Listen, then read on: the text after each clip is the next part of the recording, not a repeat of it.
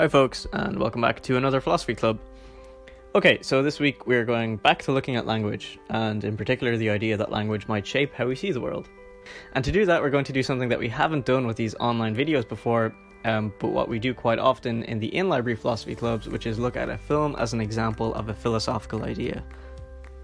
Now, you don't have to have seen today's film to take part, because I'm going to explain what happens.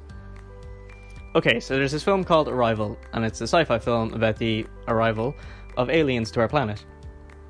And the aliens look a bit like squids, so squids.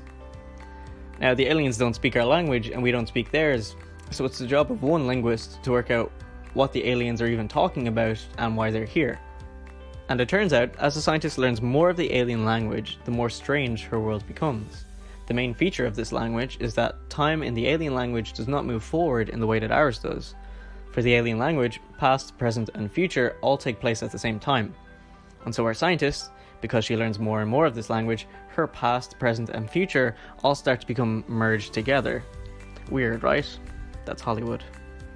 So it's a sci-fi film, so time travel through language is impossible, but what it is a good example of something called the SAPIR-WHORF hypothesis, taken to an extreme level.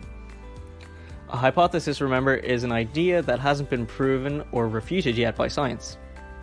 So all of this is still debated by linguistics. But the SAPIR-WHORF hypothesis argues that language can shape our worldview, perceptions, and thoughts. And depending on what language you speak, your worldview, perceptions, and thoughts will be different depending on that language. This is an example of what's called linguistic relativity. Now, the film is a very strong example of this, and in the real world, the effects of thinking in a different language are much less dramatic and much more subtle. Something like language might influence our perceptions rather than determine them.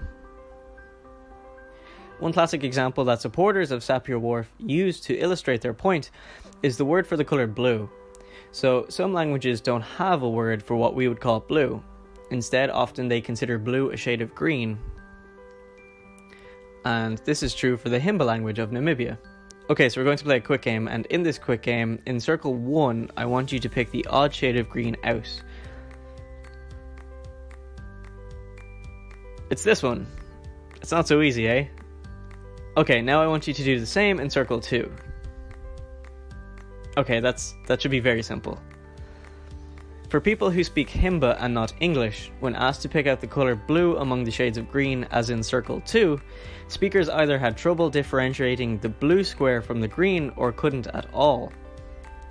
However, HIMBA has many more words for different shades of green than we do, and when presented with circle 1 and asked to point out the odd shade, they did so far easier than English speakers. So the results for HIMBA speakers were the opposite of what we would find as English speakers, which is pretty cool. What this does is points to the influence that our language has on how we might perceive things like colour. So finally, what are the arguments then against SAPIR-WHORF? We said SAPIR-WHORF was an example of linguistic relativism. Can you imagine what the opposite of this is?